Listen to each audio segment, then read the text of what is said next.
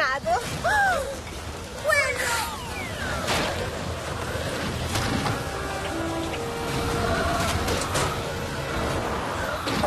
Oh no!